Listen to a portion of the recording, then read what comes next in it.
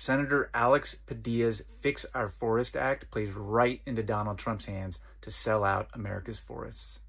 At its core, this bill, co-sponsored with Bruce Westerman, strips away decades-old environmental safeguards to streamline commercial logging. It creates loopholes for massive projects labeled as wildfire mitigation or fuel reduction. That's a really bad idea.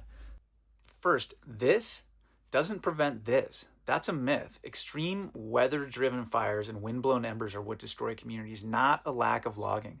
Thinning remote forests has almost nothing to do with protecting people. Urban fire disasters are not a forest management problem.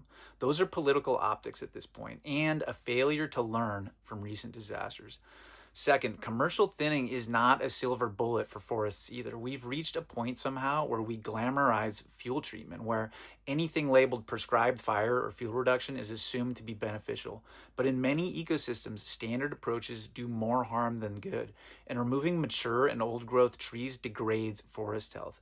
The benefits of thinning are massively hyped, often unrealized, and come with real costs and trade-offs. Third, and this is the key point, what does it even mean to create loopholes for fuel reduction when these days everything is being labeled that way? Last year, the Trump administration that currently oversees this explicitly tied commercial logging profits to wildfire policy and called for a 25% increase in timber production through fuel reduction.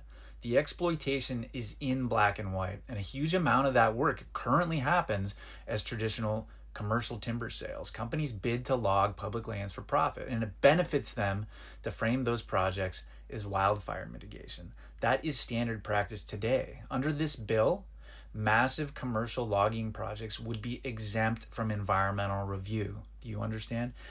So let's talk about the projects in places like Los Padres, where a lot of fuel work, it doesn't have commercial value, right? So those projects are subsidized by the Forest Service through the sale of what merchantable timber can be cut. So think about that. We're relying on this administration and logging companies to fund these projects through timber extraction. Do you think there might be an incentive to cut more than is ecologically necessary? Who decides what gets cut? What are the limits? What are the guardrails? The guardrail is the environmental review process, and the Fix Our Forest Act removes them. This is a terrible idea.